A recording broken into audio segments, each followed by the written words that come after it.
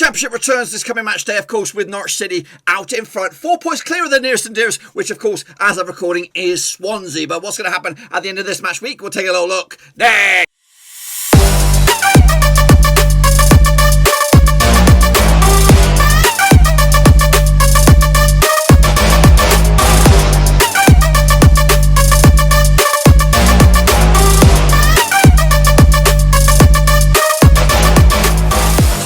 With another Predictor day, but go match day number 24 out in the Championship, and we'll get to that. Oh yes, we'll get to that in just 1 second. If you're new to the channel, stop what you're doing, swallow what you're chewing, and smash that subscribe. Keep you back up to date with all things Blackburn Roverseas Championship related. Whoa, football leaving it all here. Back at home, of course. That's where we're staying, of course. No more out and about, chilling out. It's too bloody cold to do anything. It's, of course, plenty of football to get involved with. We'll talk more about that, and of course the picks in just a second. If you're new, of course, to the channel, smash that subscribe. And again, a big shout out to the patrons. We did get over the line on New Year's Day, or New Year's Eve, should I say, to get 25. We may have lost a couple in the old the travelling time and all that kind of jazz. So on a big roll call, big shout out to these beautiful specimens, of course, entering a new year, 2021. Of course, kicking off with the legend, John Spurn, of course, LG and Cows up there, Russell Frost, Joki Jakobsen, Daniel Mellor, Bianca Moller, of course, William, of course, aka the Shepherd, Ultra Omen Murat. We have Chris Wilson, Nathan Eva, Jack Combs, RG Ojo, Max Sangari, Shane O'Donnell, Ashman Sochi, Miles Austin, Jan Humphrey, Stephen McNeil, Tom Stainer, the D-Man, of course, Blue Orbit that got us over the line. So a big shout out to those guys. Big thank you for supporting the channel. It does make things a little easier, especially today's a prime example. I spent all day yesterday prepping this and the Premier League video. And it took me all day, all bloody day, because we're going to take a look back at your picks, and then today I started recording them. Power or some glitch with my machine midway through this. This is the second time I've recorded this one, and I also did the Premier League one, and of course both of those recordings were shit. The audio was crap, so we're doing this for the second time. And I also didn't save the bloody PowerPoint or the document that I do with all the picks as well, so I had to do it all over again. So I'm not been best pleased, but you guys make it all the difference supporting the channel, so I do appreciate that. If anyone else is out there and wants to join the illustrious gang as we kick off with a big year this 2021, check out the link down below, patreon.com/Roverseas. Anyway, let's get into it, of course. Take a look at, of course, the last round matches, which were technically the New Year's Day matches. There was only one game on New Year's Day, but we'll have a look at it anyway.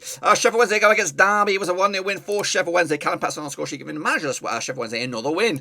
Wayne Rooney's Derby in a bit of trouble, of course, not really finding their feet. Meanwhile, this game, Brentford against Bristol, was postponed, as was Luton against QPR, as was Rotherham against Cardiff. My scorelines are there, but of course these games will be revisited, and we'll probably revisit them prediction-wise. However, at St Andrews, of course, it was Birmingham against Rovers. Ended up as a 2-0 win for Blackburn Rovers. Adam Armstrong on the score sheet. And of course, the returning Bradley Dacarino as well, getting us back into the thick of things and maybe make a push of those top 6 again. Still not out of the woods. Still not out. It's not writing us out of it just yet, but of course, a turning point for us. Dak's back. Travis is back. Brereton's back. Could we make us a late push for the top 6? Meanwhile, Millwall against Coventry ended up as a 2-1 win for Coventry. Goodness gracious me. A good result that for Coventry as they climb the table themselves. Jake Cooper put the ball on his own net. Give Coventry the lead. Gustavo Hamer, though, extended the lead before Jed Wallace tried to get them back into it before Murray Wallace got himself sent off and ended all hope. I actually remember the 2-2 draw myself, but it was a 2-1 win final score. Reading, though, did beat Huddersfield 2-1 at the John Smith's Kirklees Stadium, whatever you want to call it. Goals from Lucas Jow with a couple of goals there. Fraser Campbell actually giving Huddersfield the lead, but ultimately not good enough. Norwich, though, 1-0 winners over Barnsley. Emmanuel Buenda, who's been linked with Arsenal in this transfer window, got the only goal. 62nd minute, giving them the 3 points. Preston off end, they lost to Nottingham Forest 1-0 in the end. Lewis grabbing from the penalty spot around about 70th minute, I think, giving themselves the 3 points. Actually, I remember the 3-1 win myself. Swansea, though, took care of business against Watford, 2-1 for them. Who got the goal scorers? It was actually Jamal Lowe with a couple of goals there. Tom Cleverley, though, giving Watford the lead. Unfortunately, not working out too good for new boy Munez at the minute, but they're just hanging on in their top 6. I don't know how long. I think he'll be fired before this season's out. You know how it goes at Watford. Actually went with a 2-2 draw myself. Wycombe Wanderers against Middlesbrough was a 3-1 win for Middlesbrough. Marcus Brown, Marcus Taverner, and Chuck Apcom on score sheet. Uke Ubenutsu on score sheet for Wycombe in a win for Middlesbrough there. Actually remember the draw. And Stoke City against Bournemouth ended up as a 1-0 win for Bournemouth. And Junior Stanislas on the score sheet on the 79th minute, giving them the 3 points. As you can see, it did pretty terrible. 3 out of, what is it? 9, something like that. I don't know. Absolutely shit, but I don't care. Anyway, this is the table as it stands. Of course, Norwich lead the charge at the moment, 4 points clear over Swansea, who have played one game more than Bournemouth and Brentford. And again, if both of those two sides win that game in hand, they could go second and, of course, be on 44 points. Meanwhile, Reading, 5th, Watford are 6th. Now, let's take a pause. Let's take a pause here. I'm going to be doing a video, I'm sure, at some stage, revisiting my initial championship predictions. But as it stands, I think Norwich are looking good. Swansea are definitely in that playoff discussion. I think they're nailed on for a playoff. Bournemouth as well. I think those three, and Brentford. I think those four sides are in good shape. And I expect Norwich to get promoted, and then maybe Brentford, I think, will probably steamroll and get in that second spot. I think Swansea and Bournemouth will be in the playoffs. That just leaves 2 spots left. And to be honest with you, I think those two, I know Reading look good at the moment. They got a 4-point cushion over the next best thing, but I'm not convinced yet. So I think there's still 2 positions up for grabs in those playoff spots. And Rovers, I'm hoping, can make a push for that. It's still a bit of a ways away yet, considering we played a game in hand. But I wouldn't rule out any of the teams below them, all the way down to maybe in Preston. Huddersfield also got quality in them. Cardiff, look at Cardiff down 15th. So I'd say anyone from 15th up. Maybe I wouldn't say Coventry, but look at Barnsley. Look at Barnsley, prime example. A team that most anticipated them to struggle, are doing absolutely tremendous for them. So I'd say all the way down to 15th has a shot at those last 2 playoffs heading into 21. Down the foot of the table though, Wycombe, Rotherham, Derby going down as it stands. Sheffield Wednesday are a little bit closer to the money. We need to really not have this table like this, because it does give you a false impression, because Sheffield Wednesday are just above the drop zone at the moment. They are actually in 21st spot with 19 points on the board. I know it doesn't take into account the actual league table there, but Sheffield Wednesday are still in a bit of trouble, and again managerless at the moment, so I don't know what's going to go on there, but it's still wide open. But yes, it is looking fruity. It's looking good for Norwich. It's looking good for those top 4 at the moment, for at least extending their season into playoff talk. But anyway, let's turn the clock back all the way back to Matchday 21, which was of course Boxing Day fixtures. They are there on the screen there. I'm not going to go over them because I've done this video twice. This is the second time. I'm not going to do it again. They are there. Pause the screen if you want to recap the scores. But let's take a look at how you all got on then, shall we? Here's the criteria. Not 3 shit-face gang, 4 to 7 straight-face score, 8+. You're in the top bins. Boxing Day fixtures. Ivan Stringer did okay. Naffo did poop. David Kelly did all right. Dennis Canali not too shabby. Mitchell Shoney did poop. Vincent Hung did okay. Leeds 2020 not too shabby. Mini Arca did poop. Nathan Eva, well done though. Ultra Omeo also did very well. Alex Weller did bits, and Damon Heaven also did very good. Cayman Charlie did good. Lord Jack Lauren did shite. Olajiojo also did a shocker. Cody Gaho did bits, well done of course. Tom Stainer did also good. Russell Frost kicking ass and taking names. Joachim Jackson also did shit, but it's okay. Cormac Hayes did okay. Shane O'Donnell smashed it badly. Roberto Hoss also did okay. Yannick Buster did bits, and okay didn't do okay. A guy named Bob Warzone he did okay as well. Well done to you, of course. This is the table. If your name's Jakob Jakobsen, Mitchell Shoney or Naffo, close your bloody eyes. But the rest of you, take a look. Of course, Roberto Hollis though is your kingpin, so give him the respect for being the Boxing Day king out of the championship. David Keeley, Russell Foster, Yannick Buster, Comic Hayes also did very well in the top 2. Kicking off forward though to match number 22. This was the middle of the road games. The game sandwiched in between Boxing Day and New Year's Day. Recap the score of the thing there. I don't really want to look at it because we lost, of course. Probably your big winners on this week were probably Barnsley, big winners, Luton Town, of course, Norwich causing a surprise against QPR with a draw. I mean, the other way around. Lot 3 shit-face gang, 4 to 7 straight-face score, 8+. You're in the top bins. Here we go. Nathan Eva, you did shit, mate, but it's okay. Still love you, of course. Jamie Gold did poop. Mr. Norwich also did okay. Aztec Marky Remark, not too bad. Ivan Stringer did okay. Roberto Hoss did shite. Olajiojo also did shocking, but it's okay. Yannick Buster did poop. Omar Esquivel also did poop. Leeds 2020 did alright. Meanwhile, Dennis Canali did shit as well. Vincent Long did bits. Tom Stainer did a shocker. Okay, didn't do okay. Mitchell Shoney did okay. Vinny Arca did bits of shit. Nathan also did okay. Game of China not too shabby.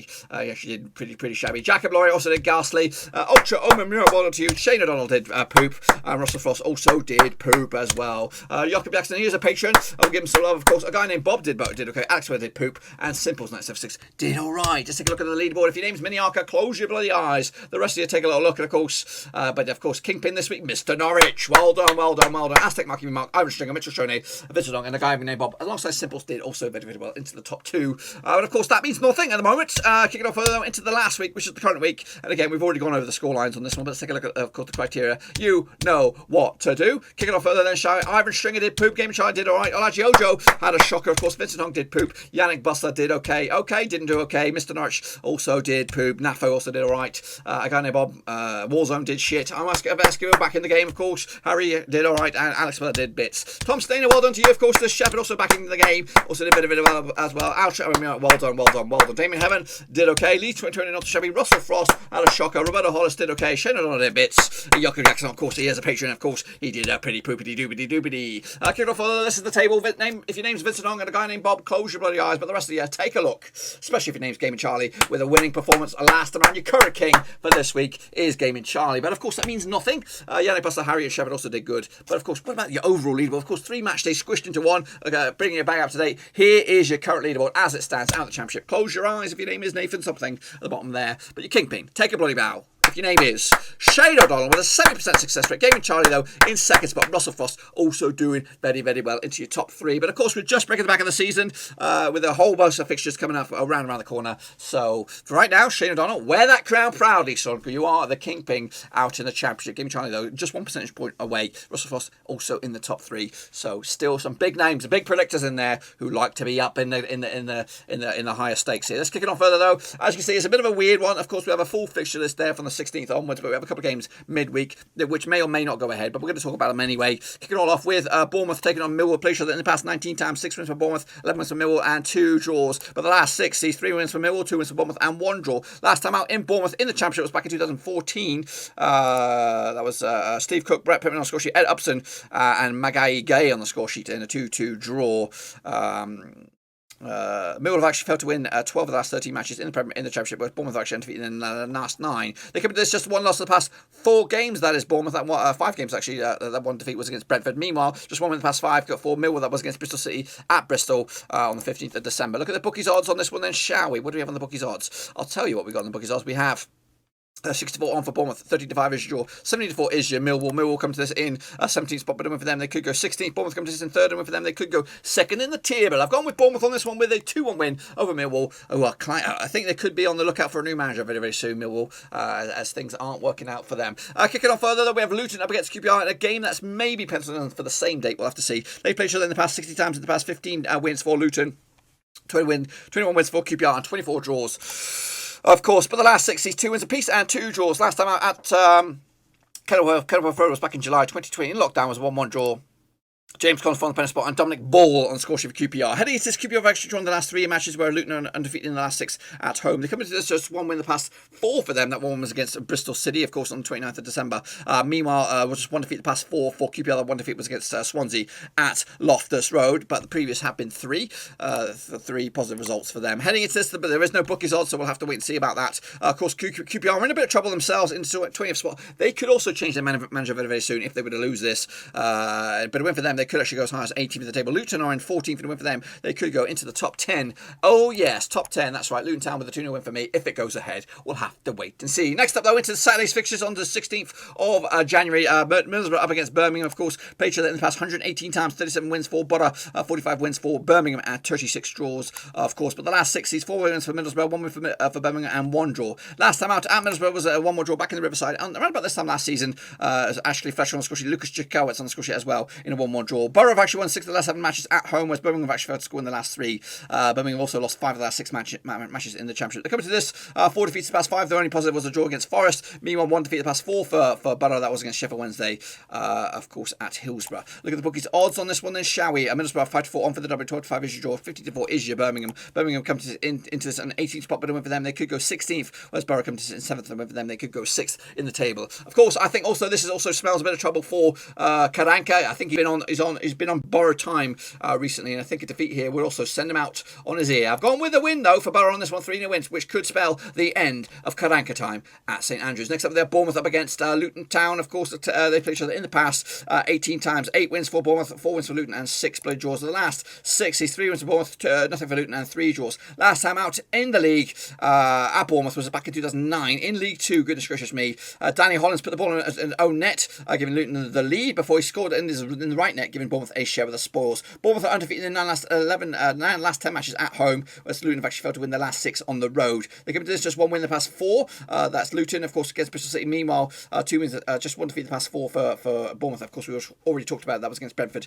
Of course, look at the situation out of the bookies on this one, then, shall we? We have Bournemouth 20-11 on for the W. 11-4 is your draw. 11-2 is your Luton. Of course, Bournemouth, if they win both of these games, they could go top of the pops, boys and girls, top of the bloody pops. Meanwhile, Luton, if they also win both of their games, they could go as high high as 7th in the table. I've gone with a win for Bournemouth. I won this one with a 2-0 win in the end. Next up, though, we have the game of the weekend. Of course, it is at Ewood Park, and it'll be Rovers up against Stoke. They played each other in the past 96 times, 43 wins for Rovers, 37 wins for Stoke, and 16 draws. However, the last record, or the recent record between these two sides, is not great. It's 3 wins for Rovers, 2 wins for Stoke, and 1 draw. Last time out, of course, they did play earlier in the season. Was a 1-0 win for Stoke in Stoke. Last time played at Ewood was a 0-0 draw back in February 2020.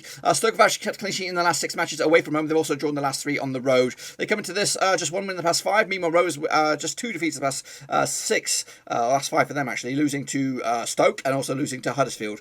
Of course, beating Birmingham and beating Rotherham as well in recent encounters. Look at the situation out of the bookies on this one then, shall we? Rovers are actually... I can't see it. Don't tell me this has been cancelled. It could be cancelled. It could be blood. I've got no bookies odds on this one. Goodness gracious me. I don't even know if this game's going to go ahead. I can't. Oh, it's Bet365. That's why. Probably Rovers will probably be the favourites on this one. Anyway, Rovers come to this in 11th, and for them, they could go as high as 8th in the table. That's right. And it's sitting in 8th is actually Stoke, and for them, they could actually go into the top 6. I've gone with this. I've gone bold on this. We're going with the Rovers with a 3-0 win. Dak is back. Brereton's back. And of course, Armstrong is still scoring goals. Next up, we have Bristol City up against Preston. Of course, take a look at this one. They played each other 78 times. The best 19 wins for Bristol City, 30 wins for Preston, and 29 draws, of course. But the last 6 sees nothing for Bristol, 3 for Deepdale, or the White, whatever they call the Lily Whites, and 3 draws, of course. Last time out, of course, at Bristol was a 1-1 draw back in July in lockdown. Sean Maguire on the score sheet for Preston, Famani Diadaru on the score sheet as well for Bristol. They also played earlier in the season, was a 1-0 win just a couple of weeks ago at Preston, and Preston won 1-0. Heading into this, of course, Preston winning 3 of the past 4, losing to Forest the other day, just 1 win in the past 4 for Bristol City. They are on the decline. Look at the bookies, the odds on this one then, shall we? Bristol City are actually 7-5 for the double, 23-10 is your draw, 19-10 is your Preston on this one. I've been busy in the transfer market, bringing in Malume, bringing in Chad Evans from Fleetwood Town. It could be a new look. Preston, of course, they're sitting in 12th at the moment, and win for them, they could go as high as 8th in the table themselves. Of course, Bristol City are in 10th, and win for them, they could go into the top 7 once again. I've gone with, on this one, Preston with a 2-1 win away from home. Cardiff up against Norwich, this one's fruity, of course, played each other in the past. 49 times, 14 wins for Cardiff, 26 wins for Norwich, and 9 draws. The last 6 sees 2 wins for Cardiff, 4 for Norwich, and no draws. Last time out in Wales was a 3-1 win for Norwich in the Carabao Cup back in 2018. Last time played in the league, though, and the Championship was, of course, back in 2017. In the Championship, it was a 3-1 win for Cardiff. Joe Rawls, Junior Holland, and Omar Bogle on the score sheet with Marco Stiepermann on the score sheet for Norwich. Norwich undefeated in 17 in the last 19 matches in the Championship, whereas Cardiff actually conceded at least 2 goals in the last 5. They also lost 3 of the last 3 on the spin. Norwich, of course, just 1 win in the past 3 for them. That was against Barnsley. Of course, they are taking on Coventry in the FA Cup as well. I think I'm going to be releasing this out after that. I don't know, but it'll be before that. Anyway, look at the bookies odds on this one then, shall we? Of course, Cardiff 11-5 for the double, 23-10 is your, 65 is your Norwich. Of course, Norwich coming to the top of the pops to win for them. In fact, they'll be top of the pops no matter what. Whereas Cardiff coming to in 15th to win for them, they could actually go as high as 11th in the table. I've gone with a draw on this one, 2-2 in the end. Norwich may be a bit preoccupied, of course, FA Cup, all that kind of stuff, just like everybody else, but I think they'll just grind out a draw on this one in the end. They'll play bad and get something out of it. Coventry, though, taking on, of course, Sheffield Wednesday. Of course, played each other in the past 83 times, 31 wins for Coventry, 29 wins for Sheffield Wednesday, and 23 draws. But the last 6 sees 2 wins apiece and 2 draws. Last time out in Coventry was back in 2010 in the Championship. That was probably at Highfield Road or maybe in the Rico Arena. Luke Varney on the score sheet, Richard Wood as well for Coventry. Last time out, though, they did play earlier in the campaign at Hillsborough. It was a 1-0 win for Sheffield Wednesday. Tom Lees on the score sheet back in December, of course. Coventry are actually joined the last 3 matches at home. They've also got clean sheet in 5 of the last 6 matches as well, but they've also failed to score in the last 3 at home as well. Just 1 win in the past 5 for them. That 1 win was against Millwall. Meanwhile, just 1 defeat the past 5 for Sheffield Wednesday. That 1 defeat was against Nottingham Forest as well. So they're on the turn, Sheffield Wednesday. Look at the bookies odds on this one then, shall we? 5-4 on, 5-4 for Coventry, 11-5 is your draw, 23-10 is your Sheffield Wednesday. Wednesday coming to this on paper and realistically the real deal in 21st spot, but a win for them. They could go as high as 18th in the table. Coventry are actually in 16th spot, but a win for them. They could go 15th in the table. I've gone with a win for Coventry on this one, 2-1 win for them against managerless Sheffield Wednesday to keep their season well on track, but of course put Sheffield Wednesday in a bit of concern. Derby against Rotherham, 2 struggles at the moment, played each other 45 times, the best 17 wins for Derby, 13 wins for Rotherham, and 15 draws, of course. But the last 6 see 3 for Derby, 1 for Rotherham, and 2 draws. Last time out in Derby was a 6-1 win for Derby back in 2019. Martin Wycombe with a hat-trick. Bradley Johnson, of course, now Rover, Mason Mount, and Dwayne Holmes on the score sheet. Richard Wood for Rotherham back in the day. Of course, Rotherham have actually lost their last 7 away matches, and they've also conceded at least 2 goals in the last 7 of the last 8 matches. Derby have actually failed to win 13 of the last 14 matches at home. They're coming to this, though, Just 2 defeats the past 5 for them. Meanwhile, just 1 win the past 4 for Rotherham. That was against Bristol City. Of course, everybody's beating Bristol City, except for Rovers. Heading into this, of course, the bookies odds on this one, shall we? 20-17 on for Derby. 5-2 is your draw. 16-5 is your Rotherham. Rotherham coming to this in 23rd spot, but a win for them. They could actually go as high as 21st. Derby coming to this in 22nd, a win for them. They also could go as high as 8th and 19th in the table. I've gone with Derby on this one with a 2-0 win for the Wayne Rooney's boys, if it goes ahead, that is. Reading up against Brentford now, shall we? Take a look at this one. They played each other 24 times in the past, 9 wins for Reading, 10 wins for Brentford, and 5 draws. But the last 6 sees 1 win for Reading, 4 for Brentford, and 1 draw. Last time at the Matchday was back in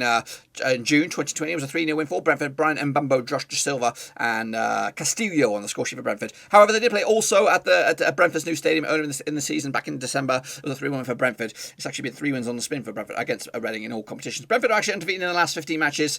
They've also scored at least 2 goals in the last 3. They come into this, though, just on the back of a defeat, losing the Spurs in the Carabao Cup. Prior to that was a 3-game winning run. On the flip side, Reading unbeaten in the last 3, picking up 2 wins and a draw to boot. So 2 sides on okay kind of form. Look at the bookies odds on this one then, shall we? 14-5 for Reading, 12-5 is your draw. 20-19 on for Brentford. Stone cold favourites for this one. And win for Brentford in 4th. They could go 2nd in the table. Reading are actually in 5th, and with them they could also go 2nd in the table. Oh, goodness gracious me. I've gone with Reading on this one with a 2-1 win. Sorry, I've gone with Brentford. Take that back, put it in your mouth, chew it, spit it out. It'll be reversed. It'll be a 2-1 win for Brentford in the end. Next up, we have Watford up against Huddersfield Town. They played each other in the past 21 times. 7 wins for Watford, 11 wins for Huddersfield, and 3 draws. The last 6 see 2 wins for Watford, 4 for Huddersfield, and no draws. Last time out at the Hornets at the Vicarage Road, Roberto Pereira, Gerard De Follow and Isaac Success scored in 3-0 win for Watford at the Premier League, of course. Heading into this, though, Watford undefeated in 10 last 11 matches at home, whereas Huddersfield actually failed to win their last 6 on the road. They come into this, though, just 1 win in the past 4, that's Watford. 2 wins in the past 5 for Huddersfield. Of course, 2 teams in different kind of form at the moment. Watford actually 6-4 on for the favourites, 11-4 is your draw, 4-1 is your away win. That is, of course, Huddersfield Town. I've gone with the 2-0 win for the Hornets on this one, which could keep them into the top 6, maybe even push them up as high as 5th. But if Huddersfield were to turn the corner on this one, they could go from 13th themselves up to 9th in the table. Nottingham Forest taking on Millwall, of course. Let's take a close look at this one then, shall we? They played each other in the past 68 times, 20 wins for Forest, 26 wins for Millwall, and we got 22 draws. The last 6, though, sees nothing for Forest, 3 for Millwall, and 3 draws. Last time out at the City Ground was a 3-0 win for Millwall. That was, of course, back in March 2020. It was a 3-0 win. Matt Smith with a hat-trick. They did play earlier in the season, back in December. It was a draw, of course, back in London. Tom Bradshaw and Alex Mighton squashed for Forest in a points split right at the minute. Millwall have actually failed to win the 12 of the last 13 matches in the Championship, or was Forest actually undefeated in the last 5.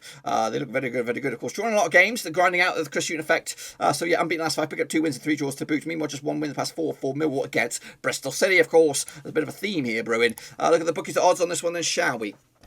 Again, I don't know if this game's going to go ahead. I can't see. I do see the odds. Open your eyes, mate. 6-4 for the W4 Forest, 21-10 for the draw, 90-10. Is your Millwall. Millwall coming to this, of course, back-to-back games, of course. If they win both of them, they could go as high as 13th. Of course, Forest are in 19th, and for them, they could go as high as 17th themselves in the table. I've gone with Forest with this one, 3-1 win in the end to maybe start to eradicate the fears of relegation. Into the final 2 now, we have QPR taking on Wycombe, of course. They've played each other in the past 7 times, 2 wins apiece and 3 draws. But the last 6 sees 2 wins for QPR, nothing for Wycombe, and 4 draws. Last time out in Loftus Road back in 2003 in League One, it was a 0-0 draw. QPR have actually failed to score in the last 3 home matches. Also failed to win the last 9. Wycombe have actually lost the last 3 on the road. They've actually won once in the past 5. Meanwhile, QPR have actually just lost once in the past 4. That one loss was against Swansea. The rest have been draws. One of the draw specialists in the group, drawing 9 times this season. Look at the bookies' odds on this one. 6-5 on for QPR. 11-4 is your 3-1 is your away win. That is Wycombe. Wycombe come to this route to the table, but a win for them, they could actually leapfrog Rotherham, whereas QPR are in 20th. A win for them, they could actually go as high as 80th in the table. Back-to-back wins for them. If they win both of those games, they could shoot themselves up all the way up to 16th in the league. I think they'll get a draw out of this one to make it 10th draw of the season. Yes, indeed. And wrapping it up. It'll be Barnsley up against Swansea. They played each other in the past 59 times. 17 wins for Barnsley, 29 wins for Swansea, and 13 bloody draws. The last 6 sees nothing for Barnsley, 3 for Swansea, and 3 draws. Last time out in Barnsley was a 1-1 draw back in 2019 in October. Andre Ayew on the score with Alex Mowat with probably a long-range bastard goal, put them level on points. Barnsley have actually won the last 3 matches at home. They've also scored at least 2 goals in the last 3. They come to this, 2 defeats in the past 5, losing to Swansea, of course, back in midway through the month of December, also losing to Norwich last time around. Swansea unbeaten in the last 4, big up 3 wins, and of course a draw. That draw was against Reading. Look at the bookies. Odds on this one then, shall we? 70-10 for Barnsley, 11-5 is your draw. 30-8 is your Swansea. Swansea coming to this in, of course, second spot, but a win for them. They could go, well, they can't go first, but they're a little bit, they can close in on Norwich, of course. Meanwhile, a win for Barnsley in ninth. They could go as high as 6th. That's playoff. Goodness gracious me. I've gone with the surprise win for Barnsley in the end to maybe, just maybe, push them into the top 6. Goodness gracious me. Let's take a look at it. Of course, this is what the table will look like at the end of that. It'll be Norwich leading the charge, 1 point clear over Bournemouth. Of course, level on games. Of course, Brentford with the game in hand still to maybe put them into the consideration into 3rd. Swansea 4th, Watford 5th, and Reading into 6th. Middlesbrough, Barnsley, and Rovers make up your top 9. Stoke just on the cusps as well. Down the foot of the table, Wycombe, Rotherham, and QPR going down, I believe. It could be a little bit different than that. We'll have to wait and see. Be sure to get your picks in nice and early for this one. Of course, double match day sort of stuff happening. Of course, live action prediction as well. But until then, though, be sure to give the video some love and smash that thumbs up. Smash subscribe, of course. Check out the links down below: Twitter, Twitch, Facebook. And again, if you want to support chat in another way, we are on the lookout for patrons. Until then, though, be sure to give the video some love, and I'll see you all very, very soon. Hopefully, you can stay safe out there. Stay at home at all costs. Only travel if you need to. Until then, though, I'll see you all very, very soon. Until then, happy predicting.